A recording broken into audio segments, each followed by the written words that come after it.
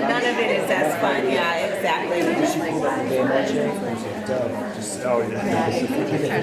I meant to say for the Teacher read, very cool. yeah, we won. They nailed it. They nailed it. I love that. That's like so appropriate too.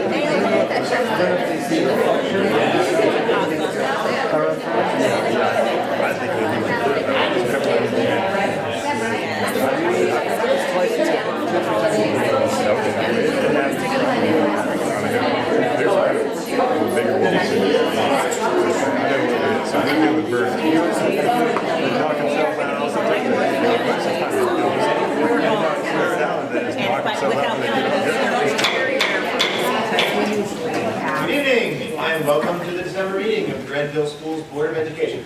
Please rise and join me in the Pledge of Allegiance. I pledge allegiance to the flag of the United States of America and to the republic for which it stands, one nation, under God, indivisible, with liberty and justice for all.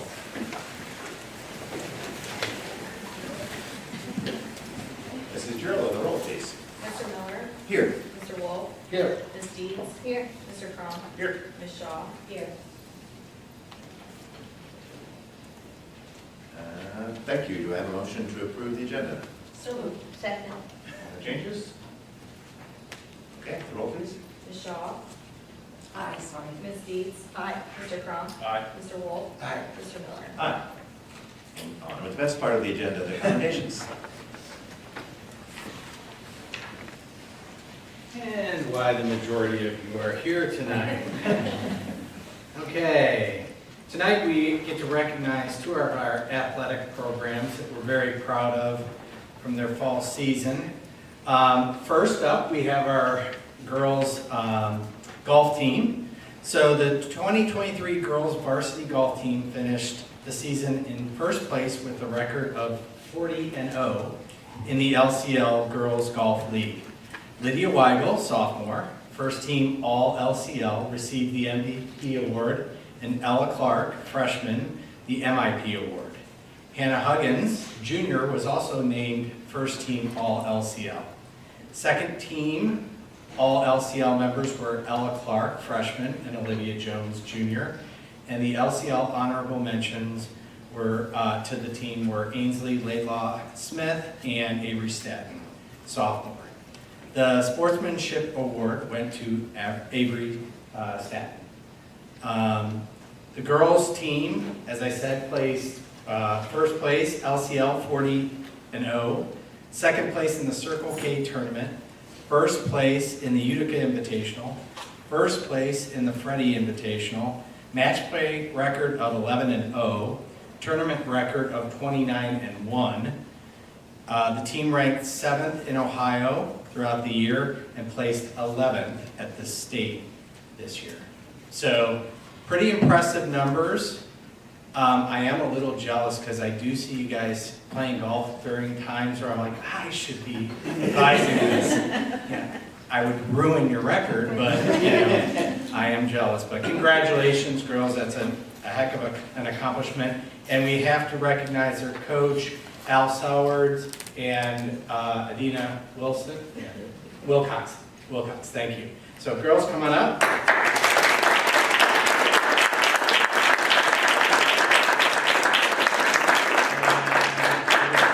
Here's a picture.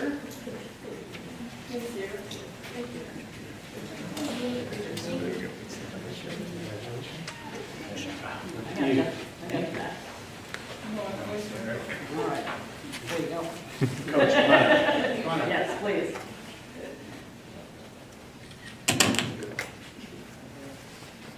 All right.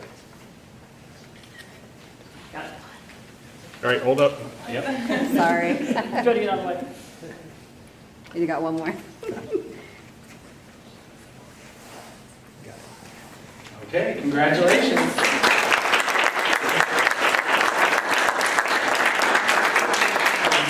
Friendly competition, parents, whoever gets it on social media first gets, I'm joking. Okay, next we get to recognize our GHS varsity football team. The Blue Aces are coming off of a season which saw them win their third consecutive LCL championship and finish the season with a 12-1 record. 12 wins is the second most in school history, and the 2023 Blue Aces won 2 playoff games for only the second time in school history. Team captains were Dante Barrasso, Noah Music, Maxon Mesner, and Dylan Lane. So I think we see a couple of them over there today. Offensively, the Blue Aces averaged over 34 points per game and were led by junior quarterback and LCL Offensive Back of the Year, Beckett Long, who threw for 2,841 yards, 29 TDs, and rushed for 780 yards, and scored 14 touchdowns on foot. Blue Aces leader at the wide receiver position, Dante Barrasso, who had 1,168 yards and 13 touchdowns, first team all LCL, congratulations. Also in the air, sophomore Jacob Culver, second team LCL, had over 650 yards receiving and 4 touchdowns. Noah Music, second team, Kyle Kirby, first team LCL, both had over 500 rushing yards.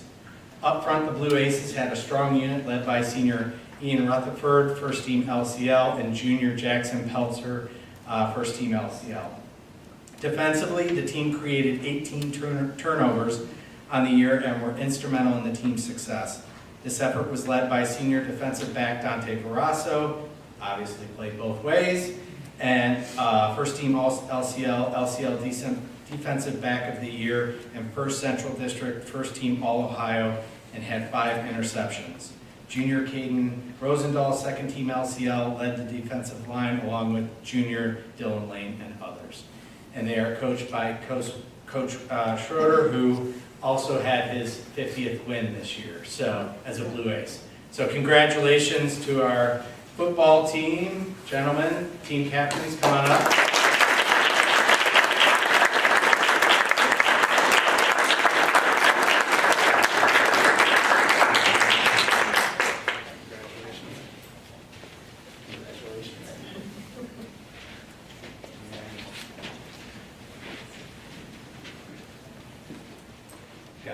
Ready? Congratulations.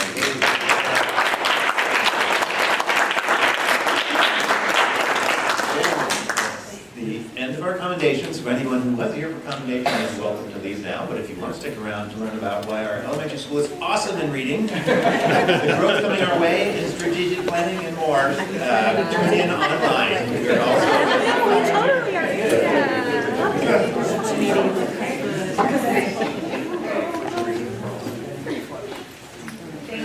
thank you for being here.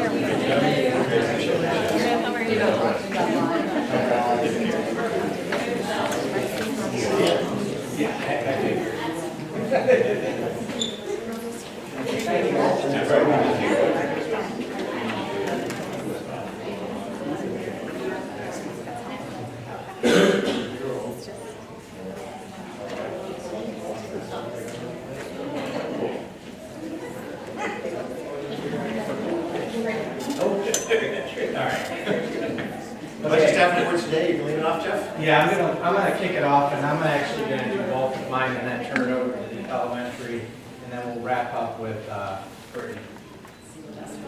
Say the best for last, exactly.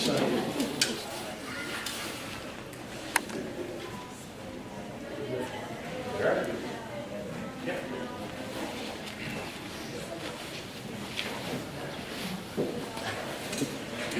Okay, so the first presentation that we're going to give is just the board policy update for December, and it's going to be very brief. We only have a couple of policies that, if you remember, in the fall we had a list of about 100. Now we only have a few. The first one is self-inflicted. We're updating our policy because we've changed our organizational chart, so we want to update the organizational chart within OSBA. So as we have brought in different positions, we're making sure the alignment in the organizational chart is updated in the board policies that are available online.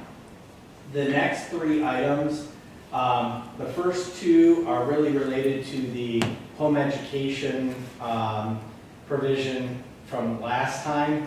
There were two words that they forgot to amend, so they eliminated academic from the language of co-curricular and extracurricular activities and interscholastic activities based on homeschool changes that occurred. And then KGE, which is not the best, label for a policy, but it is appropriate public conduct on district property. Actually, that's related to issue 2 in marijuana, and so they embedded some language about still prohibiting the use of marijuana on school property. They felt it would be good for boards to reiterate that even though it might be legal for recreational use, it is still not allowable on school district property. Paralleling alcohol. Correct. Following all the other things that we ban from our school facilities. The only other thing that I'm going to mention real quickly is the state of Ohio also created a new department in charge of education. So we used to have the Ohio Department of Education that was run by the State Board of Education. That has been changed, and now we have the Ohio Department of Education and Workforce that is part of the governor's cabinet position and is run by the governor's office. And then we have a separate State Board of Education that looks at territory transfers, conduct, and licensure. Those are their three main duties now. All of our board policies reference the Ohio Department of Education. So literally every policy needs to be adjusted from that language perspective. So later in the agenda, there's a resolution for us to pass, one resolution to change all of those references within the entire body of board policies so that OSBA can update all the policies at once, if that makes sense. That's much better than one at a time. Correct, 100%, because we'd be here a long time. Any questions on any of the OSBA recommended policies? Again, this is first reading, we have a second reading, and then approval at the next meeting. Okay, if none, I wanted to give a little bit of a strategic planning task force update. As you know, the goal of this group that is working is to strategically plan for the expected growth of the next 10 years in Granville to maximize the benefit to the schools and the students that we educate. The assumption is no one can truly predict the impact of Intel and the other economic developments, and things are moving quickly. And you're going to hear a little bit about that tonight in my update. I want to be very clear. We know Granville will grow. Okay? It's just a matter of timing and when, but we know that we're going to grow, and what we're going to do is make sure that our data is driving those discussions and scaling that growth according to what we receive as far as data from different sources, and we'll talk a little bit about that. And the other assumptions that we've been having as we've been strategically planning is data only leads to new questions, not answers. So we'll do the best that we can. So I kind of highlighted some things that I think are important to reference. We look at enrollment through cooperative strategies, now Wolbert, they changed their names.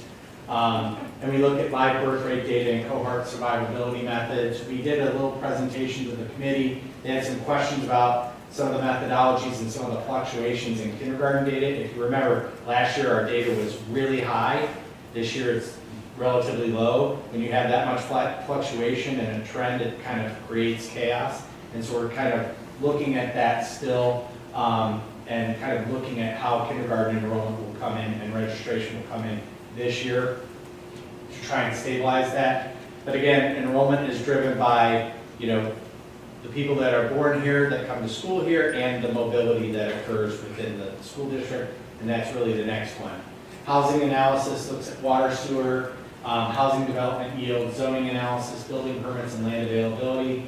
If you haven't been reading the newspaper, Granville, Alexandria, and Johnstown are looking at a water collaborative, water and sewer collaborative. Those agreements have been signed by entities. They're just kind of figuring out what that means and trying to get recognition by the county commissioners for their plan to service those areas. instead of other organizations like Southwest Lincoln Water and Sewer District, so that they have more control. Right now, currently, the county commissioners and a small group of people are looking at the EPA 208 sewer plan. Never knew what that meant until about 3 months ago. What that is it's a plan that the EPA puts together to kind of identify what would be the service areas for sewer availability for the entire county. And then they typically get that blessed by the county commissioners, and that kind of gives certain areas permission to provide sewer. So that is being updated right now. That is also really important in the conversation around Granville, Alexandria, Johnstown Collaborative, because they want to be recognized in that 208 plan so that they're the service provider for water and sewer. Why is water and sewer important? Because where water and sewer goes, so do developers. So that's an important piece. I'm going to talk a little bit about at-risk properties for development. As you know, we've talked extensively about the Russell property down in Union Township that has gone through the process of annexation and is looking to be developed, which is about 222 or 225 acres in both Lakewood schools and Granville schools, with Heath City zoning, which is very different than Granville's zoning, especially in the unincorporated areas.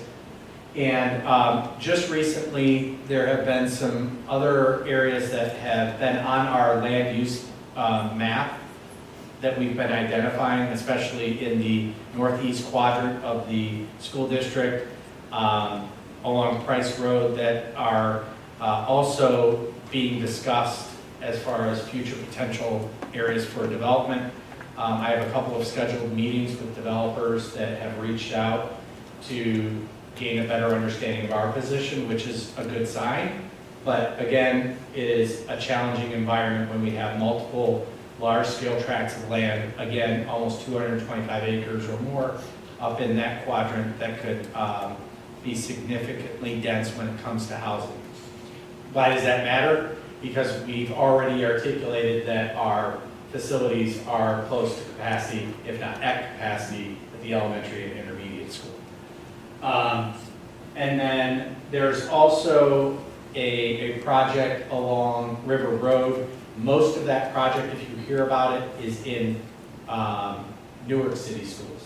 So that line, the line of Newark City versus Granville, most of the multifamily housing units that are going to be going in along Thornwood are going to be in Newark City schools, not necessarily Granville. There's one portion that's Granville, but it's only 5 acres. Fiscal impact we've been looking at. Obviously, the 5-year forecast, we embedded some areas like modular units into the 5-year forecast. We're also looking at staffing models to make sure that we're prepared for growth in the future. We've added positions into the 5-year forecast. Number 4, facility study. So we've released an RFQ for a facility master planning process. That process will be a community process. So tell your friends, tell your neighbors. Once we engage in that process and kick it off, it will probably take about 12 months, but it really will define what we're going to look like in the next 5, 10, 20 years as we look at our current assets and then where our future assets might need to be from a building perspective. So that process is undergoing. We have not approved a provider yet for that. I anticipate that will probably be in February where it comes to the board for approval. And then the only other thing, and I put this up there so that I would remind Fred as the CTEC rep to reference some of the things going on at CTEC related to some of the new economic developments, but some things are starting to occur in that realm as well, and so I just thought I'd reference that there. What are others doing? Real quickly, we've had some initial discussions with the Lincoln County Foundation, Mike Schmidt, and the county superintendents putting together kind of a framework light related to schools. specifically, and specifically related to infrastructure within schools. And I also referenced in the Alliance legislative meeting last Friday, this is the capital budget season, and now is the time, if we're going to get a carve out, we are going to have to advocate for it right now so that we can get that to the governor's office and/or Senator Matt Dolan, who is a friend of the Alliance, who is also the Senate Finance Chair, which is a good thing. So we're working a couple of different angles related to facilities, but Is the broader alliance engaged in the improvements here, or just generally involved in infrastructure capital for school districts? so it's really Help me both. understand that. So there are schools within the Alliance that will be impacted in the Intel district, so to speak, Okay. region. But more importantly, Alliance districts do not get the same funding support from the state of Ohio. So there's a broader support for schools like Granville that are considered wealthy under the formula to have some assistance for their tax base to not bear the entire cost of infrastructure. Okay, so that's great. So the first one you're talking about is looking at really this region. Correct. underneath And there. then The second more one is broadly. broadly, Yeah. you know, looking at, Yep. looking at all the districts in that situation. Yep. Great. The village, they have their JED for Route 16 for approval in January. I believe that's also slated for the Granville Township approval in January. Comprehensive is still delayed, and they have completed the annexation of the Dennison property. And you will see that I would anticipate housing units to begin construction in March on that property across from the baseball diamond on Newburgh. I know that there's conversations at the chamber related to the development of a CIC. Brittany sits on that board. She's been sitting in on those economic development conversations. So those conversations are ongoing. And then Union Township has been in the final phase of their comprehensive plan development. They've had multiple meetings with the community. But I think what all this is to say is that this is a multi-jurisdictional opportunity, and everybody is pedaling as fast as they can as things are moving very quickly. And I anticipate if interest rates improve, we are going to see an escalation of home sales and even potentially more aggressive developers who want to take advantage of lower interest rates going into 2024. So all that's something that we're keeping an eye on because it impacts our enrollment. So, questions? I see the bullet point up there about Dennison, housing construction starting in March. That's like sooner than I thought, but that's fantastic, right? That's a big project. It's going to be an annexation in the village. I would say along with that, we need to really think about roadways, right? I mean, they're already starting construction on the traffic circle at the intersection of Newburgh and North Street and Pearl Street. And I just feel like that's going to push the traffic problems right into our front yard, literally. So I'd love to see kind of a plan of that, or hear what your ideas are of like. We've actually been meeting with the village around Newburgh for almost 6 months Great. now. What's very interesting is we made a couple of tweaks and we added some spaces in the back of the high school for parking. And the timing of the snarl, Yeah. traffic snarl, actually has dropped. It went from 28 minutes in the morning to about 15 right now. Now, part of that 28 minutes was because Columbia Gas was tearing up all the roadway infrastructure, so that was worse. They're going to be tearing up another section of roadway later in the year. I'll tell you more about that at another time. But I think what we've seen is an improvement in, and we've changed a couple of different things related to how people come in and out, which is, I think, help. But ultimately, the roundabout should help move traffic through a little bit more easily. When Dennison did their traffic study with Carpenter Marty, it was still considered A level. It did not require a turn lane or anything like that. So I think, as more happens around us, we'll continue to monitor that. I think we've put together a couple of different plans that would be costly capital projects to kind of address it differently through new roadways, but I think there are other opportunities to do some things differently to improve traffic. It's tough to spend a whole lot of money on a capital project like roadway and pavement if you're solving a 15-minute-a-day problem. Yeah, it's only twice a day. Yeah. And Yeah. everybody knows it, so Yeah. Yeah. if you can avoid it, avoid it. But I understand some people can't. Right. But it But really is one of that. and I think, you know, we keep getting assurances that, you know, they're doing a lot of prep work right now, utility movement for the roundabout now, so that when they hit, you know, May 30th, they are going to try and work from May 30th until the start of school to shut down that area and develop it so that we have access at the start of the school year. So they're gonna do some work in the spring that's kind of off-site that they can then move on-site and do relatively quickly. So we're keeping our fingers crossed, and if they hit their marks, which they probably should because it's a state route, and state routes get priority from ODOT's perspective. So we're hoping that I thought my start of service was April, that wouldn't be It roadway will- closures that impact our transportation. if there are going to be any closures, it might be one-way closures That's for great. a small period of time outside of school windows. Yeah. Yeah. Yeah, so that's great that you keep in touch with them, let them know like when these traffic bumps are and what direction they're coming and so forth, because that will make a big difference. Great. Any other questions? Can you just remind us, what is the cooperative strategies, what's their name now? Woltert, Woltert. Okay, thank you. Will we And- have an official second year update? We did a We do 3-year not. program. We do not. Are they still working on that? They are still working on that. You will get that second year update at some point, I promise. But we do have a 3-year agreement for that data with them.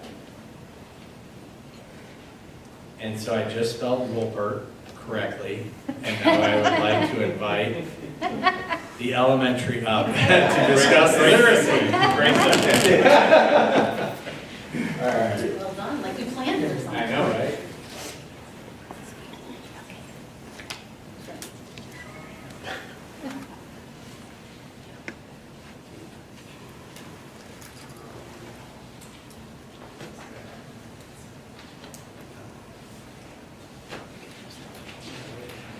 So, Mr. Morris, tell us a little bit about what's happening at the elementary related to literacy. All right, first of all, thank you so much for inviting us in. I know on behalf of the teachers are with me. We're excited to be here to brag a little bit about the elementary school. We hope that you'll enjoy the presentation tonight. They put a ton of work into this. So if nothing else, just at least like them and tell them. All right, so to get us started, show up, review if this is turned on. They should be. Check the side.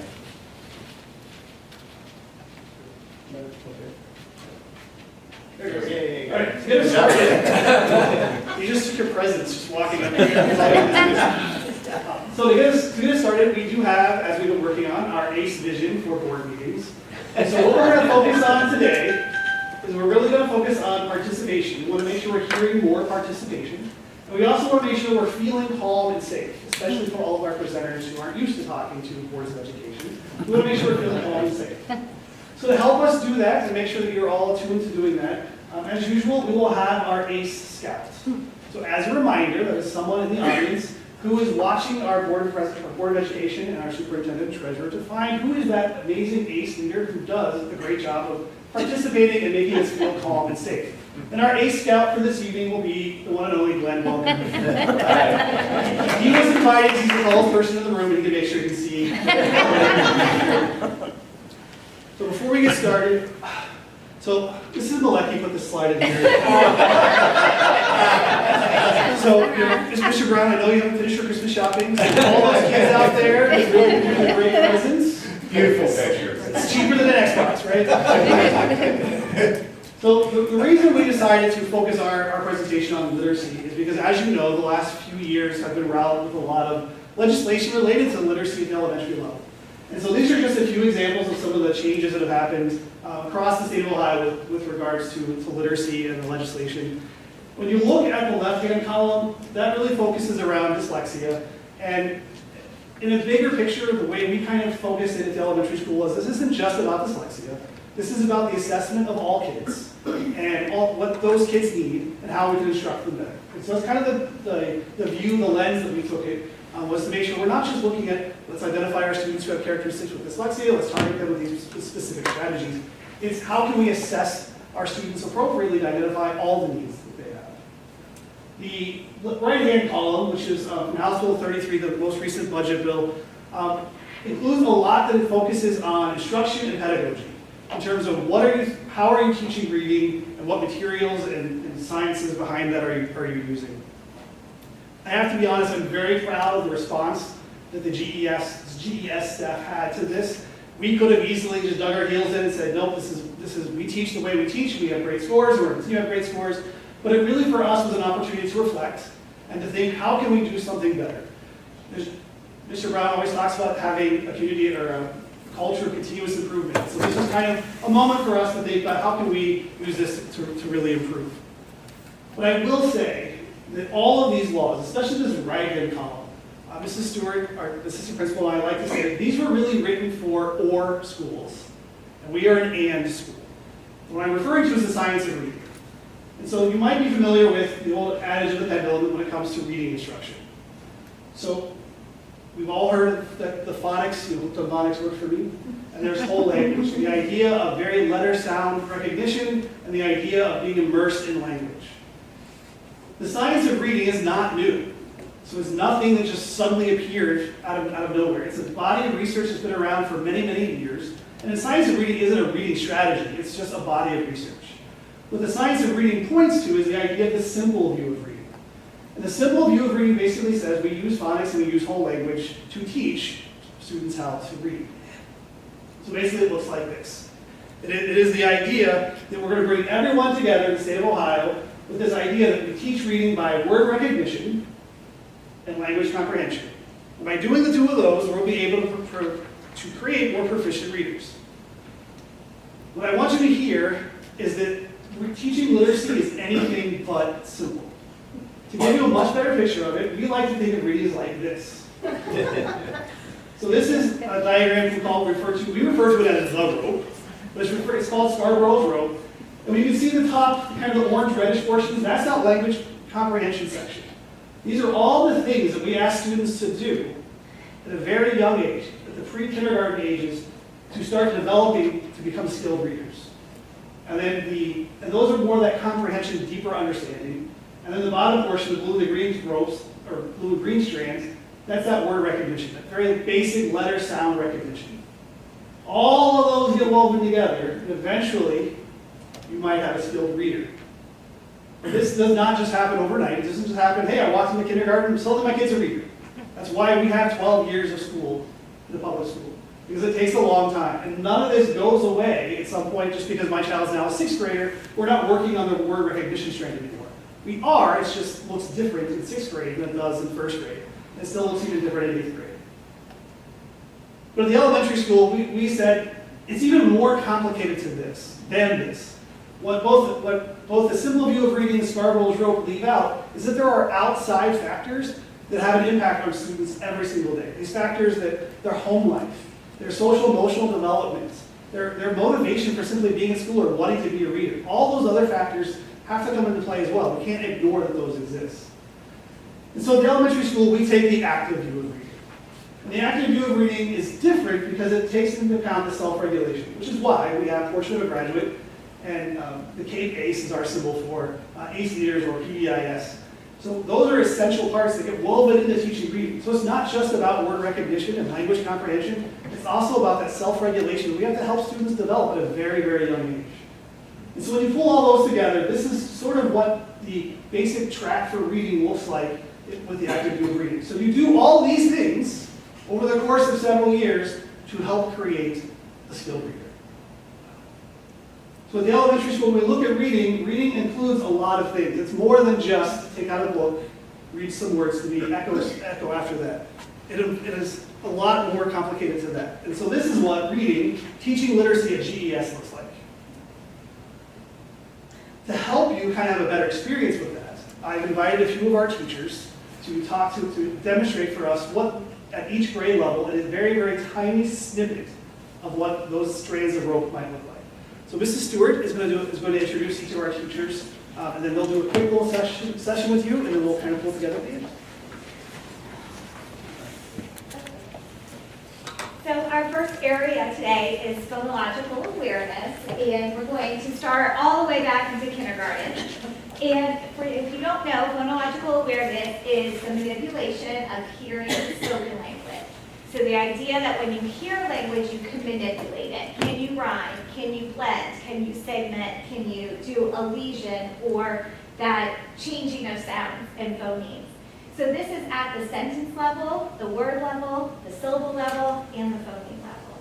And to do this, we use something called Haggerty within our building, which is a multisensory gross motor way to play with language. So when you hear that children should be read to, this is the strand that you are building in that preschool age. And so I'd like to invite Ann Stewart up, and she's going to do a Haggerty lesson for you, and it's from your classroom right now, correct? Yes. Yes.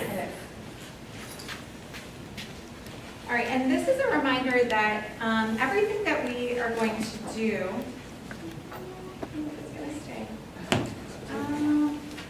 today will be sounds. So to think about sounds and not letters. And so we start our day practicing letters and sounds. And then we move on to something that we call word games in our classroom. So that is in fact Haggerty. And so we will start with rhymes. And so I give a direction. This is a routine that we do every day, and it builds throughout the year. And I do 5 sections a day. It is, in fact, 10, but just for, to make it concise and to keep their attention, I will vary our sections that we do. So today, let's start with rhymes. Are you ready? Okay. We will make rhyming words. Remember, rhyming words have the same middle and final sounds. I will say a word family and tell you a word that rhymes with it. Then it'll be your turn to tell me more rhyming words. You can raise your hand when you have one. Amp and ramp rhyme. What other words rhyme with amp and ramp? Mr. Wolf. Camp. Camp, excellent word. Mr. Brown. Lamb. Lamp, excellent word. Mrs. Shaw. Stamp. Stamp, excellent word. All right, let's move on. We're going to work on initial phoneme isolation. Now, when I do this with students, I wouldn't say those words. But so you know that, I would say something like, we're listening for the first sound we hear in words. Today, I will say a word and you'll listen for the first sound. You'll repeat the word and then give me the first sound. The word is silver. Silver. Excellent. First sound is? Excellent job. The word is locate. Locate. Excellent. First sound is? Low. Remember to fix your tongue right there. Excellent job. The word is oatmeal. Oatmeal. First sound is? Oh. So I'm also going to refer to other things that we learned in foundations, multisensory, referring to our vowel sounds. The word is museum. Museum. First sound is? Remember to press those lips together. The word is erase. Erase. The first sound is? E. Ooh, we heard that long E.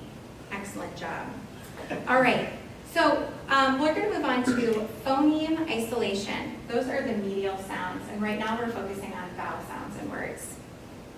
We'll listen for a sound we hear in the middle of a word. Remember, the sound we hear in the middle of these words is the vowel sound. I will say a word, and then we will make the word together.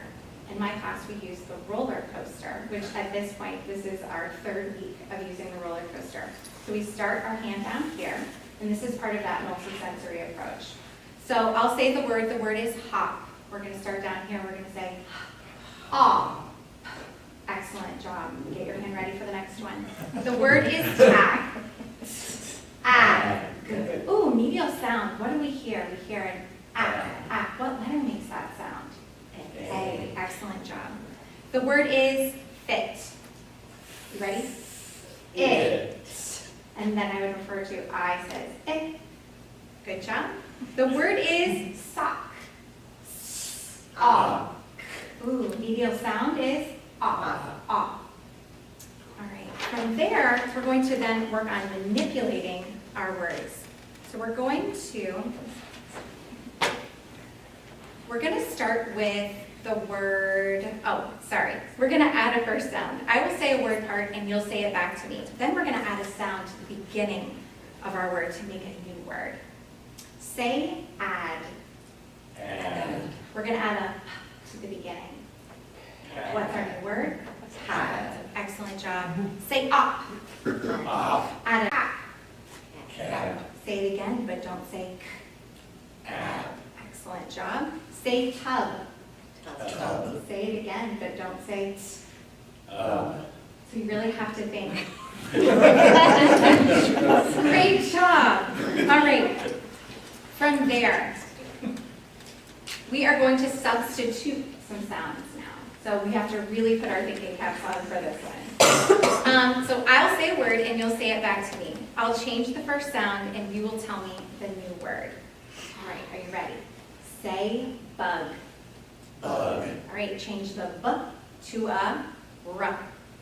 Rug. Rug, excellent job. Say tan.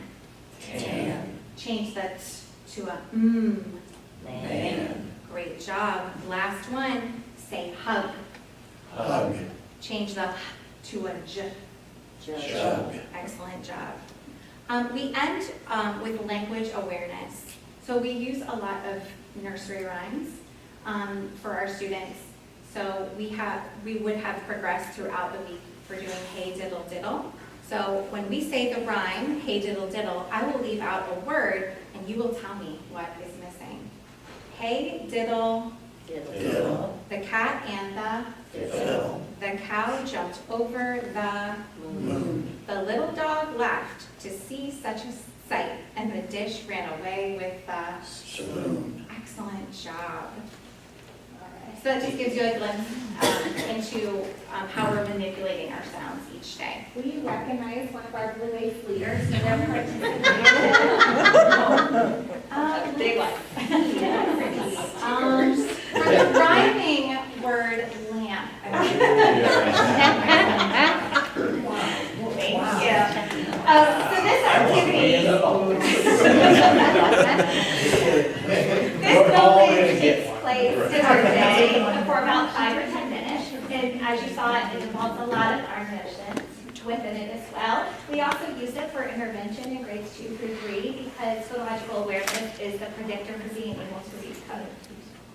So we'll move on to our next one. Our next one is decoding. Decoding is now where we take sounds and we actually attach it to code.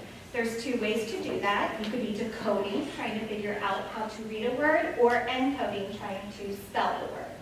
There are, it's 26 letter sounds in our English language with over 100 ways to spell them.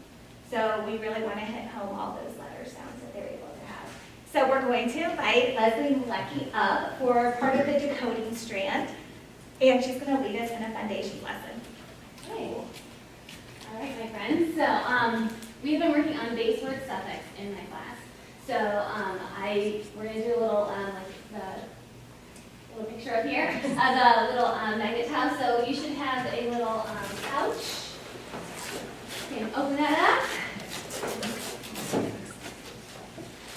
Get ready to make some words with me.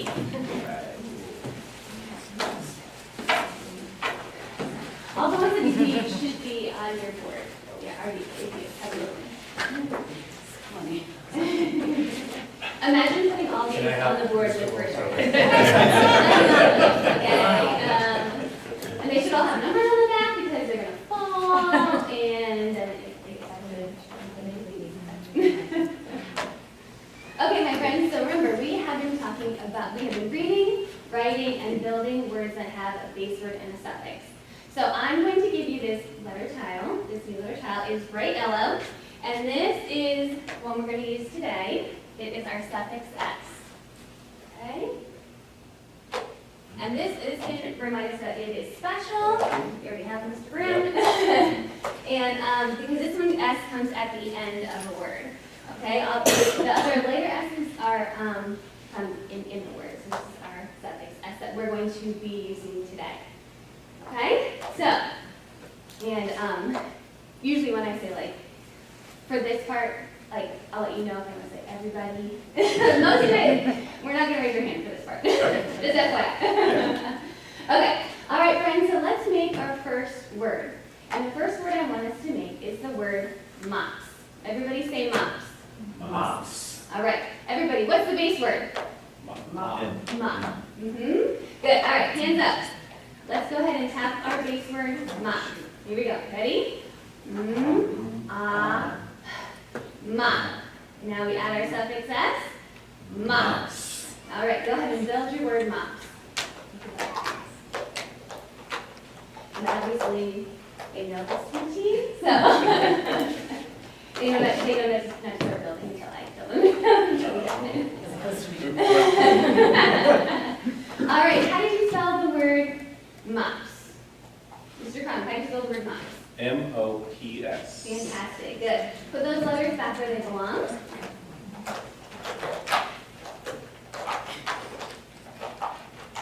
All right, our next word is wins. Everybody say wins.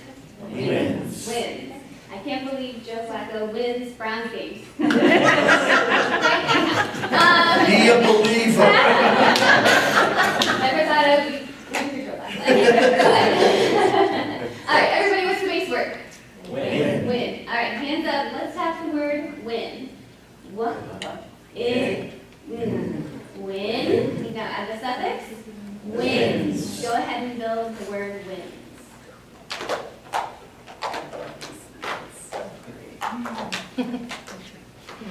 Jack, I like how you're using the word S. Very good. Mr. Miller, how do you spell the word wins? W-I-N-S.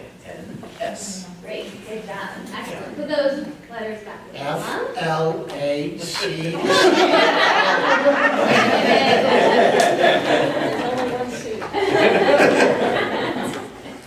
All right, now be careful on this next word. Okay? It's the word packs. Say it with me. Packs. Okay, everybody, what's the base word? Pack. Pack. Right? Pack. Like my mom packs my lunch. Pack. Okay? All right, so the base word is what? Pack. Hands up, let's have the word pack. Pack. Pack. Add the suffix. Packs. Go ahead and spell the word packs.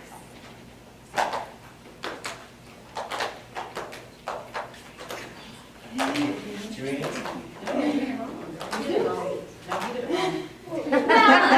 mean, yes, my first graders would know to use the CK. You know what? It's okay, you know what? You haven't been in my class for 7 days, so it's alright. Alright, how do you spell the word packs? Miss Deeds, how do you spell packs? P-A-C-K-S. Excellent, good. And nobody got tricked. Because if you didn't say the base word pack, you might want to say it packs, and then spell it P-A-X. That's why it's so important, my friends, that you need to do the base word first, and then add the suffix S. All right, put those letters back. There's one more for you.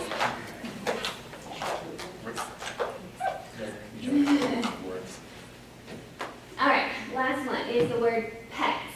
I have 2 pets. Everybody say the word pets. Pets. Good. All right, what's the base word? Pets. Pet. Hands up. Let's have the word pet. Pets. Add the suffix. Pets. Go ahead and build the word pets.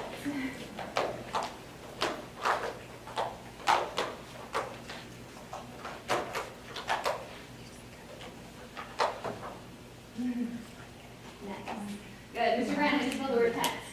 P-E-T-S. Great job. Excellent. All right, you can put your letters away neatly. So you're ready to close your boards up. So no. Here you go. clarifying question, right? Yeah. Sure, ask. No, you can keep Okay. it. I'll get it. Well, it's a little sidebar, that CK problem. The one sound in our English language is k, but it has 5 spellings. Can you think of the 5 spellings of k as you go ahead and clean up? CK. CK? Good job. C, K. K, X. no, Christmas. CH, like inquire, a lot of music words like word inquire, and then QUE, like in critique, the sound. So there's 5 ways to spell it. Good. We're still thinking about that sound. Also, if you look at the end of your board, you'll notice it ends in F, L, S, and D. Those are the only 4 characters that are doubled at the end of the short vowel word. So that helps the kids build the board and have that reference. All right, so now we can orally manipulate. We can manipulate with decoding. The next part of the strand we're going to move to is literacy knowledge. A lot of people refer to this as the comprehension part of the rope. We'll have Lisa Stankunas come up. Comprehension, this is where we do explicit instruction on inferring, monitoring, summarizing, text structure, everything that we need to be able to gather meaning from when it's put together in sentences. So, Lisa's up. Hi, everybody. Hello. So I believe there's the article, you have the article, it's a Scholastic News article. Proud to play. Yes, I picked it because in my class, we read about one Scholastic News article a week, and it ties together a lot of our social studies strands, sometimes current events, and also it's great for kids to practice all of the comprehension skills that we're working on. So the article that is in front of you is about lacrosse, and I have a lot of up-and-coming lacrosse players in my class already, so they were very excited to read this article. What we're working on in 2nd grade is talking about finding the main idea, and but how the main idea of an article is supported by detail. So I want you to take a peek at your article. You are welcome to buddy read it with a neighbor, or read it on your own. If a neighbor asks you, kind of try to be an ACE leader and help them out, because we have a variety of readers in our classroom. So take a peek at that article. While you're looking at it, I want you to look for a detail that might stand out. You don't have to find the main idea yet. We're going to work on that together. So take a minute to read it.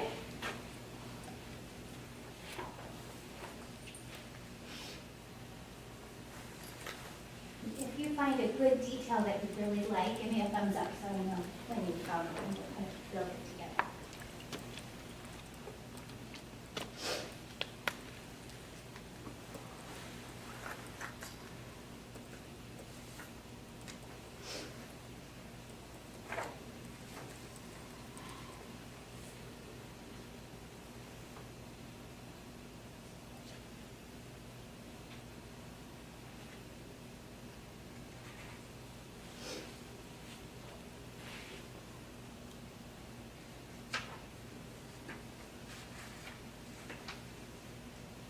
You see a few thumbs up.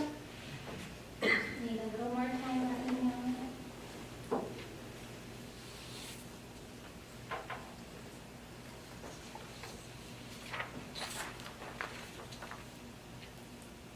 Okay, I see a lot of thumbs up. We have a second page that goes with it to kind of help us find that main idea, because off the record, 2nd graders have a really hard time finding what a story is mostly about. They want to really focus on either the topic and tell you that, oh, it's all about lacrosse. Well, we already know that.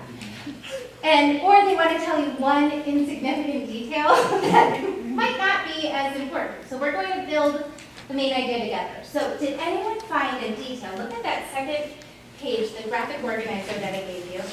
And there's 3 bubbles for key details. Did anybody find a detail that really stood out to them about the article or learning about lacrosse that you really liked, or maybe it made a connection with you? Tom? I like the detail about how it talked about sometimes indigenous people used it to settle arguments, but a lot of people do it for fun. I did Right, too. and that was a really neat thing to highlight. I agree. So in our class together we'd be writing this down. If you want to write down detail, you can, but you don't have to because I know we don't have a lot of time. Did anyone else find a different idea or detail that they really liked about lacrosse in this article?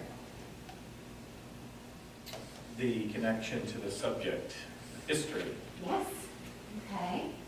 So it's not just a sport, we just started playing it. There's a whole history behind it, and it ties together with what we've just been studying about different people, or different heritages. Can't talk today, sorry. It's been a long day, second grade concert. Anyone else, another detail? The Seneca girls lacrosse team is currently a team, and they have 31 players. I like that, okay. Okay. Mr. Rapp? The game has changed a lot over the years. It moved from now sticks are metal and the ball is rubber. Okay, so let's think about all of these details. So we talked about the history of the sport, how the sport has evolved, how it's tied to the Seneca people. What do you think this article is mostly wanting to teach us, or mostly telling us about lacrosse, besides just lacrosse, the topic? Does anyone have an idea for the main idea? Oh, and I usually like to tell second graders that if you can't find the main idea, look at the first paragraph or the last paragraph, and sometimes there's a hint. I don't think the first paragraph was as good as the last paragraph. Does anyone have a guess that kind of all of those details support? Just like a table. We have a little picture of a table in our classroom with details are the legs and the main idea at the top of the table. What do you think, John? I think lacrosse is just more than a sport for the subject of the article Janelli. Perfect. I like it. Okay. All right. There you go. Okay. All right, well, I have to give it to John because he gave me a main idea. So notice we're doing this in order of grade. So watching the complexity of oral language to code and now to comprehension. And our last one for today is we're going to do vocabulary.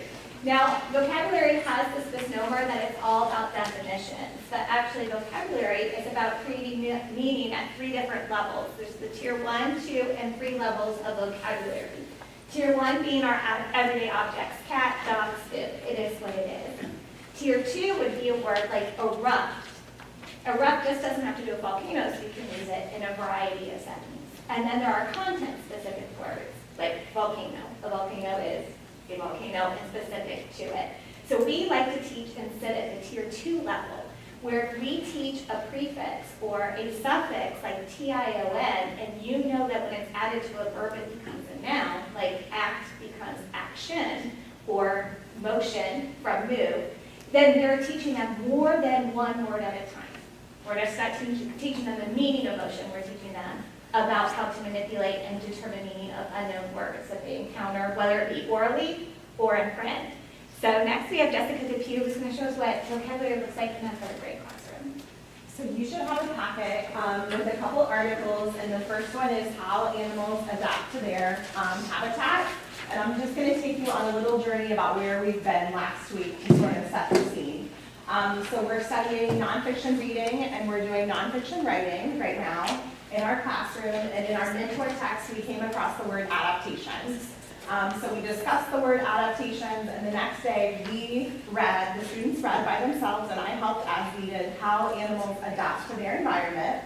We discussed the article and we wrote a summary of it. Then the following day, we read the next article, which is how animals survive in winter. And we talked about what adaptations animals use to help them survive in winter. We again wrote a summary, and then we discussed how these articles connect to one another, and we wrote a paragraph at the bottom for how these articles connect together. And then to study adaptations further, if you'll turn one more page, you should have a Frager model. Turn one more, that's the right, yep. And it's like a 4 square with a box in the middle, perfect. So we wrote the word adaptations in the middle, and then together we completed this chart to help deepen our understanding of adaptations. So now I've set the scene for where the students have been, and now you get to be the students. Next, we talked about the portrait of a graduate words. So I want you to think about the portrait of a graduate words, and I want you to think about which word represents change. And when you have an idea of the word that represents change, you could just say it. Adaptable. Adaptable. So now I want you to turn and talk with your elbow partner or somebody next to you about a time that you had to be adaptable and how it made you be successful. Go ahead.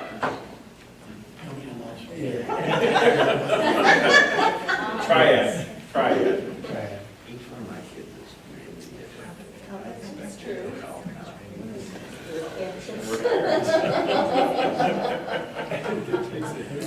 Really my heart too. Yeah.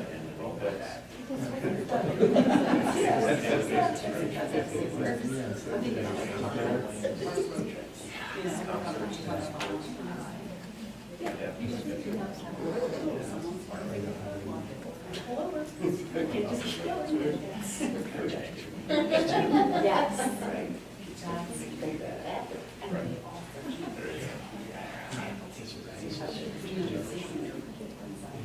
And if you'll come back together, do we have anybody brave enough to share a time when they've had to be adaptable and how it made them experience success in that moment? Any volunteers? On road trips, I have to be successful as a parent. Yes. Yes. And we have to adapt to our kids, each one who is different, as well as who grow, right? So their needs have to change over time, and they might not want the same kind of music or stories or activities and things like that. So we have to adapt on road trips or in many other ways to our kids as they grow. Absolutely. Thank you for sharing. So that's just an example of what Mrs. Stewart said, how we use one word to get to other words and help build a bridge so students can, think beyond just the animal with adaptations and how it relates to them. So thank you. Thank you. Thank you.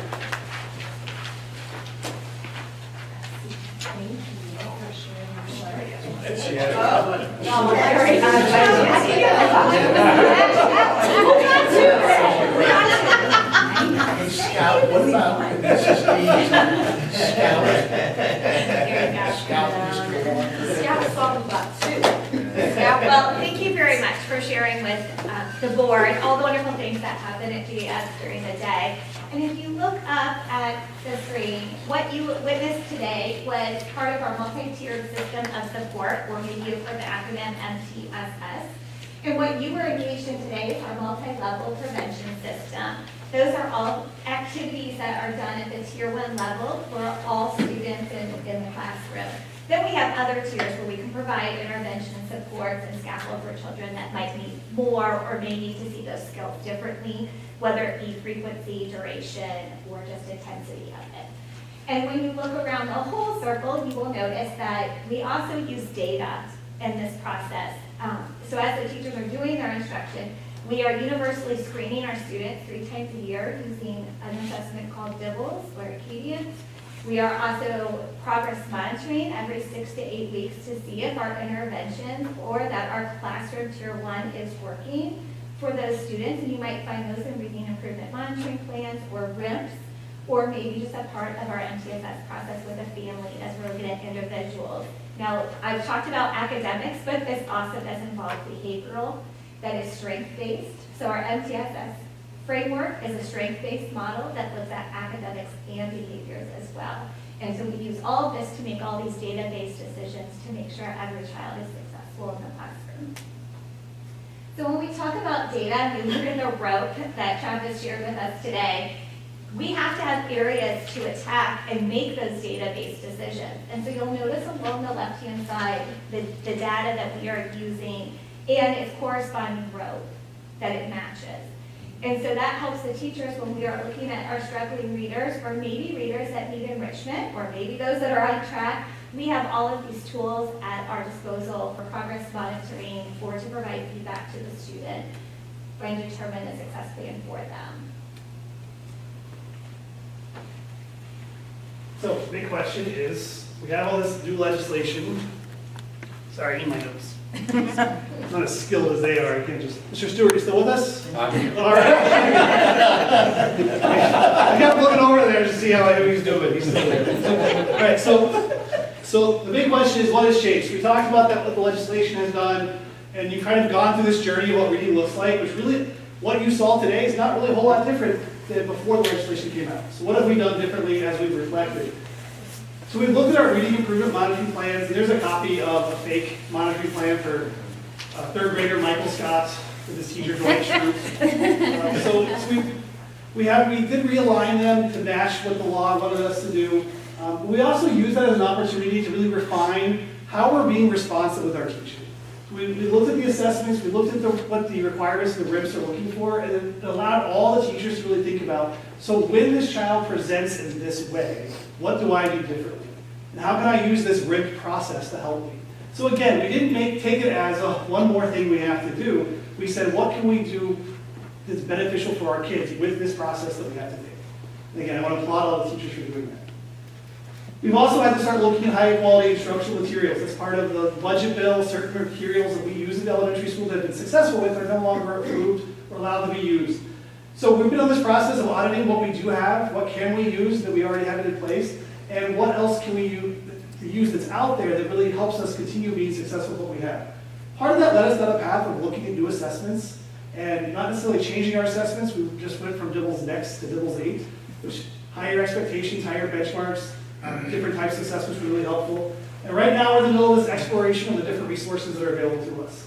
So I know Mr. Berdath is meeting after a winter break with his world-class education committee to look at some of those resources, and we have some teachers that are looking at those as well.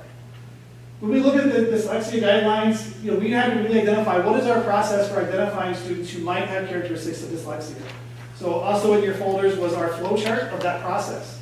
Again, just another evidence of reading is not simple, even at the very basic elementary level. We have a process that we follow, and it's not a simple, you take one assessment, boom, you might have characteristics of dyslexia, so we're going to do X. It's a process over time, because we don't want to alarm parents. We don't want to make teachers do more work than they have to do and steer kids down the wrong path. So it is a very intentional process to help us get to the point where we're having conversations that these are the characteristics we're seeing, here's how we can help you. The nice part of that is, as we're doing that, we may not identify any characteristics of dyslexia, but we can identify students' strengths and those areas where they need to grow. All of these laws have come with lots of professional development, and then more and more professional development. One of the things that we have done very intentionally is we've built that into our regular staff meetings and grade level conversations. We've done a book study this year all about making that shift from more balanced literacy to utilizing more science and reading and a simple view of reading. And we've allowed our teachers to build this professional development in their own professional growth plans. During our professional development days and our staff meetings, we actually provide choice sessions. And so teachers kind of have that self-determined learning opportunity to decide which sessions are most appropriate for me to help my students be successful. So when you think about what has really changed in elementary school as a result of all these laws, not really a whole lot. We're continuing to do the great things we've always been doing. We just have refined that process a little bit. And again, that's a testament to the amazing work that all of our teachers have done every single day. It's okay, yeah, go ahead. A great gift to students. So at this time, Mr. Welker gets to announce for us who is our ace leader from the lesson. Very hard decision, Yeah. but I'd have to choose Mr. Miller. All right, Mr. Miller. Thank you very much. So Mr. Miller, one of the great things that we have at the elementary school to help support reading is we have this awesome vending machine filled with books. And kiddos can earn a book coin for a variety of reasons. So because you did such an awesome job sustaining for this long lesson, you get a book coin. Thank you. Unfortunately, the vending machine only has 2 books left. These 2 books, Shifting the Balance was one of our books that all of our teachers who teach literacy, we just finished our study last week, all about making that shift from more balanced literacy, which is what we've been using for the last several years, to incorporating more of that science, the research behind science and reading. And then all of our other teachers, our specialist teachers, such as Mr. Sherwood, and teachers who don't necessarily teach reading or literacy, we read Better Carrots or Sticks, which is about PBIS. So, Mr. Miller, you may choose turn in your book coin. And Look at my coin, but I Yeah. would like this better than carrots or sticks. Yes, wonderful book. And because you did such an awesome job, Ms. Shaw, basically you got 2 stickers. I just wanted to Teacher's I'm pet. so excited. And Mr. Walker, I'll remember. I gotcha. But I hope you also recognize is not everybody gets to be an ace leader. Sometimes they have to work all the extra hard to show Right. So we do hope, we try to make this as informative and instructive, but also a little bit lighthearted. At this time, if you have any questions for myself, or I told them I wouldn't let you ask them any questions. So if you have any questions, I know. I just want to compliment the teachers, the administration, the staff for being so adaptable. He's trying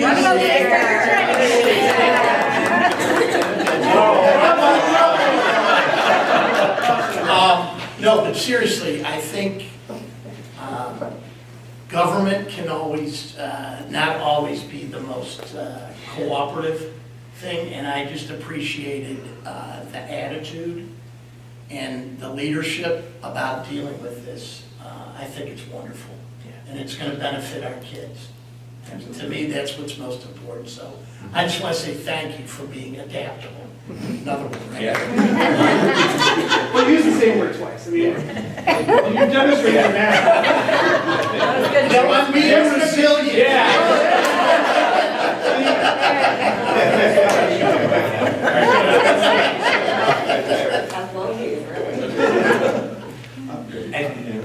Any questions? I guess I want to kick a couple things. First of all, I spend a lot of time, because we have older kids, talking to our older kids, and a lot of their friends who have graduated from Granville and things like that. And one thing that often comes back is that they feel so well prepared relative to their peers anywhere around the country in reading and writing, right? And they point to like, oh, I can write a great paragraph essay. But it really starts in the elementary school, right? And you know, the science and the professionalism that you give to it is really what lays the foundation, you know, for reading and then writing, which is the foundation of all of the rest of education. So we really, in any of our grades, in any of our schools, couldn't do what we do and have the kind of results that we do without starting with great education in elementary school. And I think that also really comes out in our portrait of our graduate. You know, these words are kind of big words for kindergartners, they're big words for me to get my mind around and things like that. But it's clear that, you know, it's come up a number of times tonight, and you really work hard to integrate the culture of Granville and what we really want to be as a school district.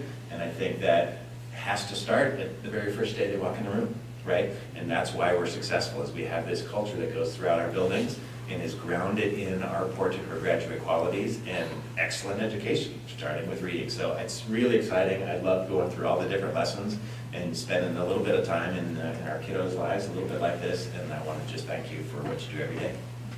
Thank you. Thanks so much. Well done. All right. Brittany, let's talk money. M-O-N-E. Money. Sorry. Are you going to be handing out stickers? Definitely for the best. We get a little. Thank you. Travis, do you want to? I'll get those in here. Okay. Thanks very much. Thank you. That's so awesome.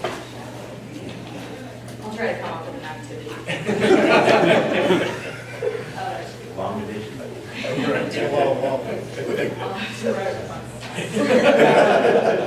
Okay, so first we're going to start with our cash balance comparison. So not a lot to really talk about this month because, again, we're in December, but we're reporting on November. Last month, though, we did the 5-year forecast, which incorporated a lot of the data for the month of November already. So a lot of this is just reiterating what we already had in the forecast. So our cash balance for November of 23 is about $2.2 million above where we were last year. We are still on the downward trend of the cash balance cycle for the fiscal year. And then once we receive our property tax payments, again, starting in January, we'll start to build that back up again. For revenue, just for the month of November compared to last year, we have a timing variance. That's why you're seeing the large discrepancy on local tax and reimbursements line item. That always varies on when the state processes the rollback in homestead payments. And then under all other revenue, an increase there, and that is the increase in interest earnings that we're continuing to see. Brittany, may I ask you a question? Yeah. Is the state not consistent on when they do the homestead payment? Is it? Yeah, I think it depends on when they get information from all of the county auditors. So some of them are faster than others, and I think they wait until they have it from all the counties in the state before they process those Thank you. payments. Yeah. I was just curious. Then looking at revenue year to date, so for July through November, local tax and reimbursements is in total down over prior year. That's again the income tax that we're seeing. The last two payments have been down over prior years, so we talked about that and have included some assumptions related to that in the forecast. And then all the revenue is also down, and that's the decrease in return of advance payments due to ESSER. So that's just the accounting adjustment that we have to do at the end of each fiscal year. On the expenditure side for the month of November compared to last year, we have the normal increases in salary and benefits related to the additional positions that we added, as well as base increases and steps for staff. Purchase services up over the prior year. That's related to timing of our custodial contract payments. Anytime we end up with two payments in 1 month, that's going to throw off the timing in that line item. And then we have some expense related to a special education transportation contract that we're going to continue to see every month as well. And then looking at expenditures year to date, purchase service again is up over prior year. We'll continue to see that throughout the rest of the year for the same reasons that we talked about previously. And then all other expenses, we have that transfer to the capital projects fund. So we have actually started making payments on that, so we'll be able to look at that in a little bit more detail.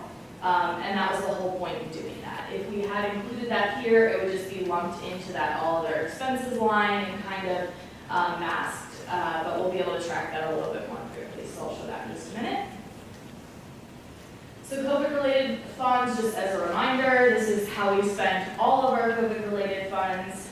And then what we have left to spend, we're spending down this Licking County Extended Learning Grant. That's where our temporary intervention position is being paid from, and then the rest is mostly set aside for summer of 2024. So then we get to the capital projects fund. So we just have one project that is being funded currently. So we will be able to track each project separately. So as we have additional projects, we'll have different bars across here that we can kind of track separately. But since this is the only one we have, we can show the total amount here spent is $350,000, and what's left is $1.5 million. So we'll continue to track that throughout the rest of this fiscal year into next fiscal year. And Brittany, can you remind me, are we putting a certain amount in the capital projects fund based on anticipation of projects, or simply based on the way that being able to look at it and be able to break it down? Yes, so as a reminder on how this works is the board has to approve any transfers to this fund.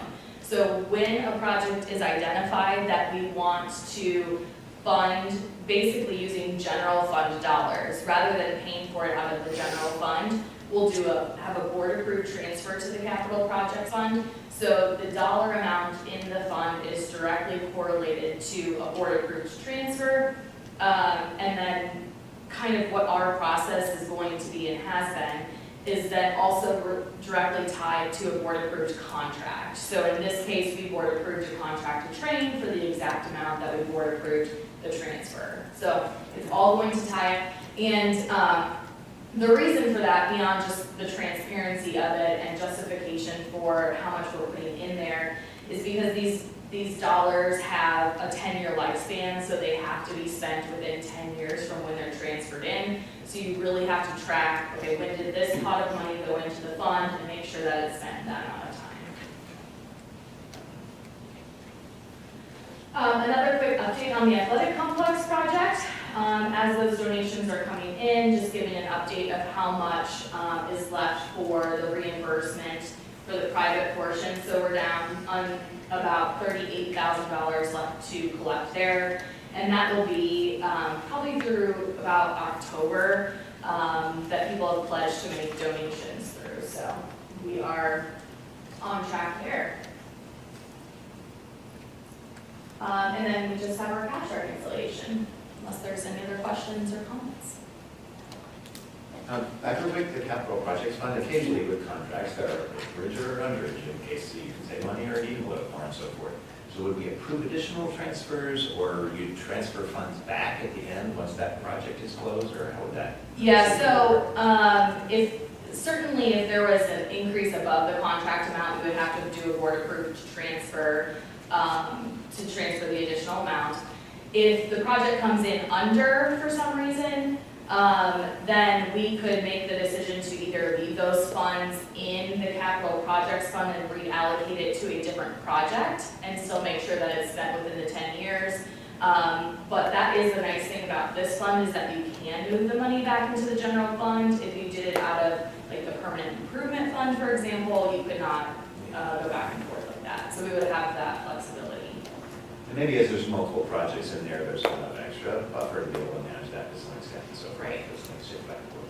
Okay, Yeah. that's a great clear way to do it. Thank you. Okay, thank you. You get a sticker. Sorry, I just had it.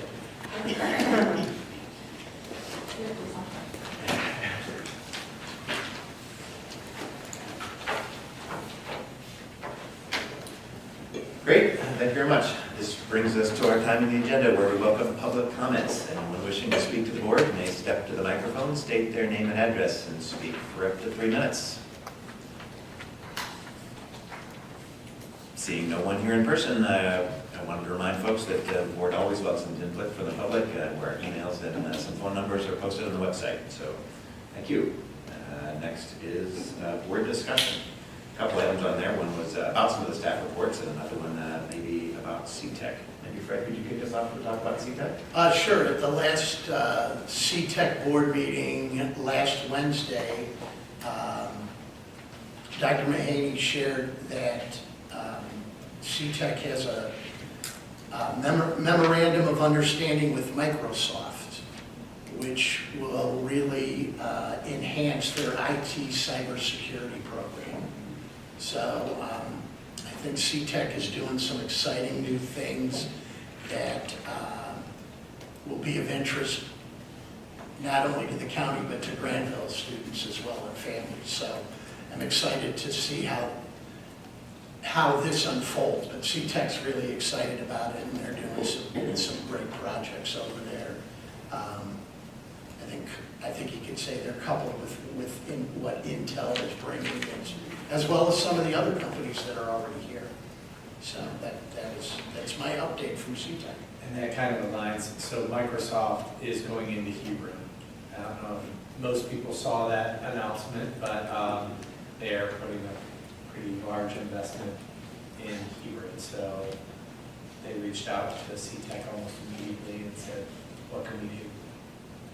It's going to be interesting just to see generally as industry grows in this area, how educational institutions step up to that and bolt into that and so forth. There's a lot of kind of even short-term demand for employees, with specific skills and things like that, but there will be long-term need of different leadership roles and things as well.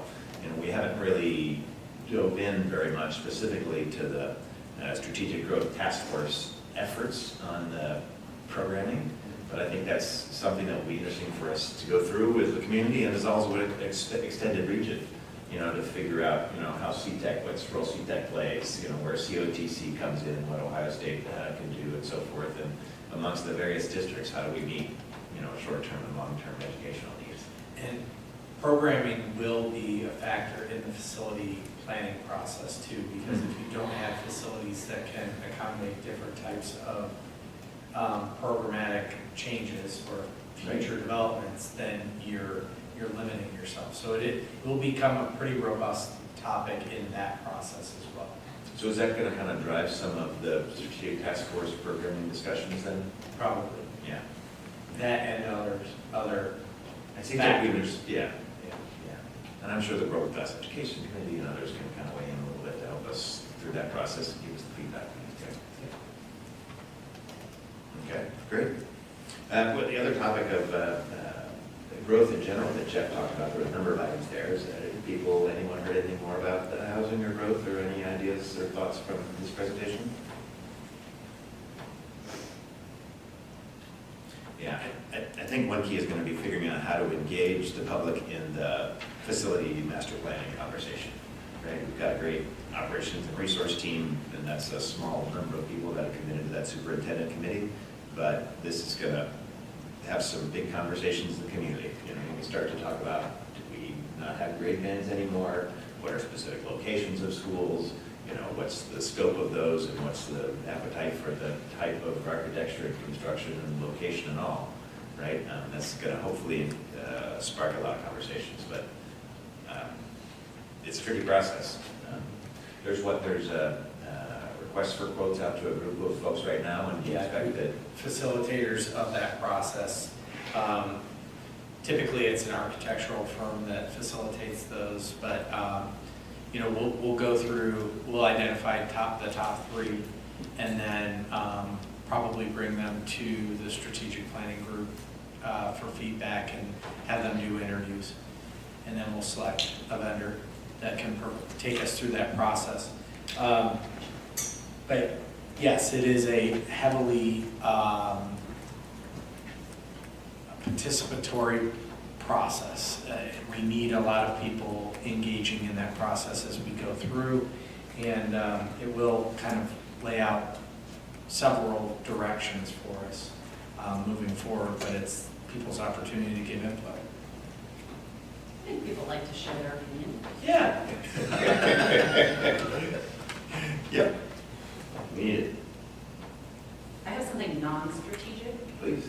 Related. So just, I'm thinking about the Grandma Education Foundation, and I know right now they are doing their Thank a Teacher drive. So if there's a specific teacher that anyone wants to thank with a donation to Grandma Education Foundation, that's a great way to do end of year giving and to honor some of the innovative work that happens in Granville. Great. Thanks for bringing that up. That's a good point. Plenty of good accolades relative to all the concerts and things I've been to recently too. Right? It's just been fantastic. And different music performances and things like that. And here we are off on another sports season as well. It's going well already. So lots of good accolades to give the staff and our other students. Anything else for general discussion? Great. Okay. The action agenda. All right, that takes us to our action agenda, 10.01, establishment of the President Pro Tem for the January 2024 organizational meeting. So moved. Second. Okay. And this is just kind of a temporary assignment to get us rolling in January. Yeah, we have kind of a double meeting in January. Yes. Very good. The roll, please. Ms. Shaw? Mr. Wolf? Aye. Mr. Crum? Aye. Ms. Deeds? Aye. Mr. Miller? Aye. Thank you. Thank you. 10.02 is the approval of the 2024-2025 district calendar. This is the second reading and approval. So moved. Second. Full 2 weeks, the winter break, y'all. Wow. Yeah, that's great. It's nice for me to line up that way. Kids are grown. It's for the public. I know. I'm excited. Yeah. So I'd also like to request that this, when we do approve this, it gets published in electronic calendar, so people can just subscribe to that Google Calendar, and it's updated automatically and so forth. We've done that in the past, and it's great to have that link and connection. So Mr. Welker will be on it. Scout. Scout. That might stick. Sorry. We'll give you a sticker after you do. Great, the roll, please. Ms. Shaw? Aye. Mr. Crum? Aye. Ms. Deeds? Mr. Wolf? Aye. Mr. Miller? Aye. Next is the approval of the update to the English language learner manual. So moved. Second. So, just like most of our manuals, they get updated frequently, especially with legislative changes and things like that. And Ms. Spence updated this manual for us, but it's nothing significant. Very similar to what we've always done. Is it changed from English language learners to English learners? English learners now? English language learners, ELL. ELL, Yeah. I'm used to ELL. Yep. Great. No questions, the roll please. Mr. Wolf? Aye. Mr. Crum? Aye. Ms. Shaw? Aye. Ms. Deeds? Aye. Mr. Miller? Aye. Okay, next one is the approval to join the OSBA School Boards Association. So moved. Second. So this is our annual approval for membership. Questions? The roll please. Ms. Deeds? Aye. Ms. Shaw? Aye. Mr. Crum? Aye. Mr. Wolf? Aye. Mr. Miller? Aye. 10.05 is the approval to join the Legal Assistance Fund for OSBA. So moved. Second. Any questions about that? Thank you, the roll please. Ms. Shaw? Aye. Mr. Wolf? Aye. Mr. Crum? Aye. Ms. Deeds? Aye. Mr. Miller? Aye. 10.06 is the approval of the resolution that I mentioned during my presentation about changing from ODE to ODEW and State Board. So moved. Second. Any further questions? No? The roll please. Mr. Crum? Aye. Mr. Wolf? Aye. Ms. Shaw? Aye. Ms. Deeds? Aye. Mr. Miller? Aye. 10.07 is the approval of the hour tutoring rate for Orton-Gilliam tutors. So moved. Second. So this is a specific type of tutor that is aligned with the science of reading multi-sensory approach. So we adjusted the tutoring rate to get some of those tutors available. And that's in line with other districts of the market needs. Right. Yeah. Yep. Very good. The roll please. Ms. Shaw? Aye. Mr. Crum? Aye. Ms. Deeds? Aye. Mr. Wolf? Aye. Mr. Miller? Aye. 10.08 is the renewal of the lease agreement with Ohio Guidestone. So moved. Second.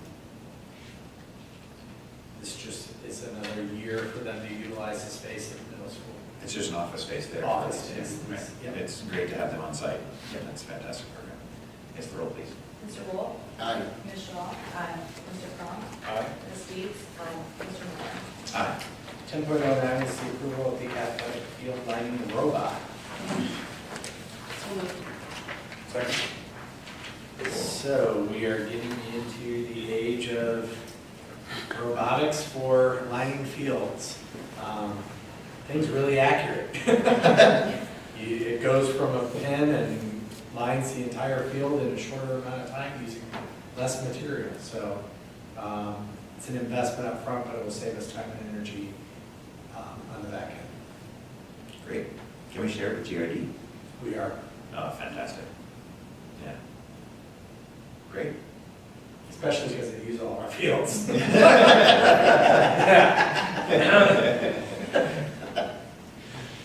Good, roll please. Ms. Shaw? Aye. Mr. Crum? Aye. Ms. Deeds? Aye. Mr. Wolf? Aye. Mr. Miller? Aye.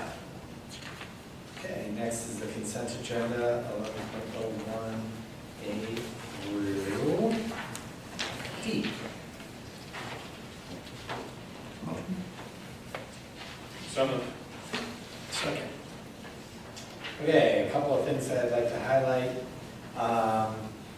The Rotary Foundation of Granville gave $225 or $425 donation to the GMS Media Club.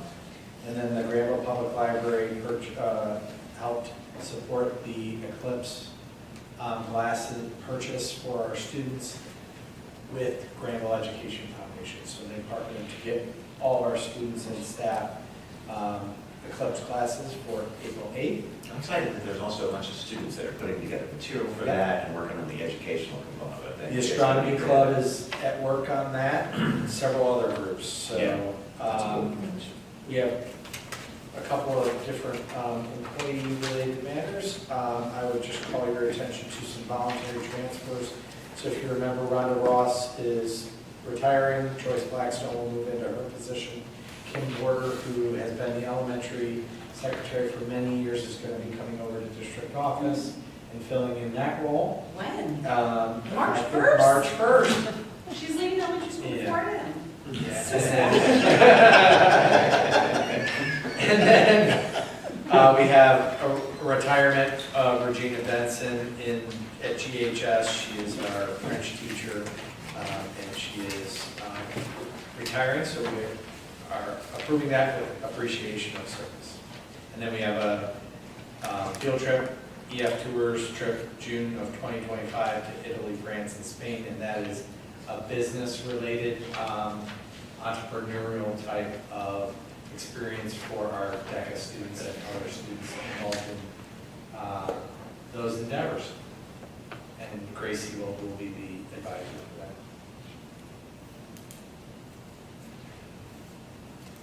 Excellent. That's a good comments. Anything else on the consent agenda? Questions? No, very good.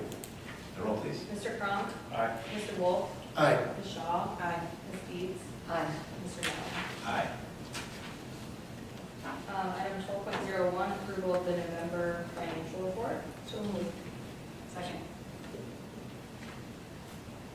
Any other questions or comments? No, the roll, please. Ms. Deeds? Aye. Ms. Shaw? Aye. Mr. Cronk? Aye. Mr. Wolf? Aye. Mr. Miller? Aye. 12.02, approval of the then and now resolution. So moved. Second. Okay, so we have 3 items to approve this month. One for Forward Edge for wireless access points, one for Farnham equipment for bleacher repairs, and one for Lucas Truck Sales for parts and supplies. So these are all items that do not have a purchase order in place prior to receiving an invoice. Over 3,000 requires board approval. Bleachers for our student deck. No. Those are safe. We have those evaluated, right? Yeah. Indoor. Indoor. Okay. Those have been evaluated, although they may sway. Engineering defined by safe. Can you just go a little bit of detail about that access points? Is that going to help me if I'm trying to bring my phone up? I would defer to Glenn on that. Scout, you want to take that? Yeah. It's all the wireless network for the district. So we replaced everything at the beginning of this year. The projects have sort of stacked up. The project was in place for 2 years, but everything got installed this summer. But we didn't put a purchase order in partially because it's all at an E-ratable project, so it's permanent improvement money. We also get E-rate rebate, so we get about 40% back from the federal government for that. But somewhere along the line, Mr. Welker did not create a purchase order for that amount.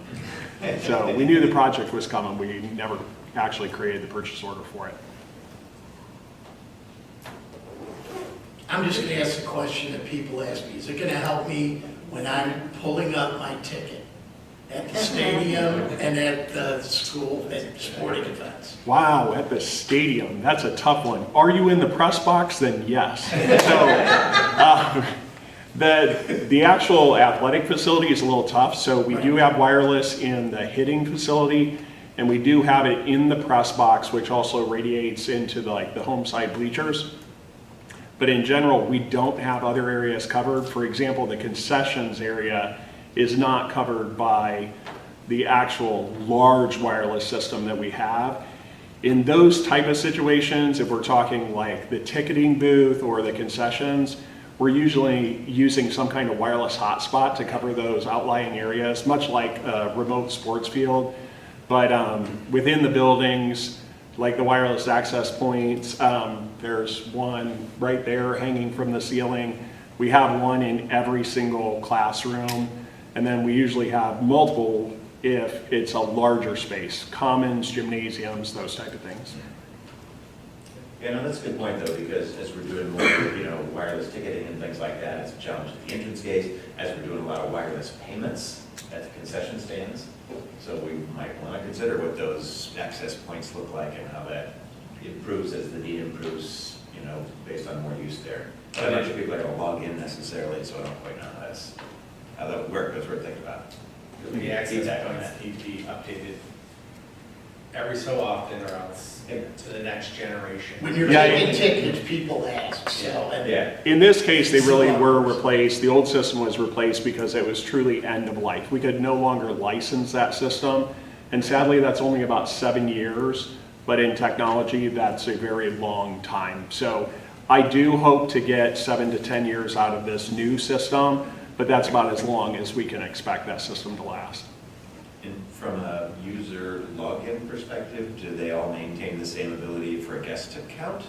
Is that a thing? We do. So we have the ability to, it's what we would call a cloud managed system. So we can push out the configuration all at once to all of the actual access points, or we can choose individual ones. Okay. So we've chosen to send it to individual ones in the case of something like our AEDs that are in individual areas. We have a separate network just for those, but we also have a network for staff, we have a network for students, we have a guest network, and then we also have one for all of the district devices. So we've split it up a lot for security, but it does provide a lot of flexibility as far as bringing your own device into the building and connecting it.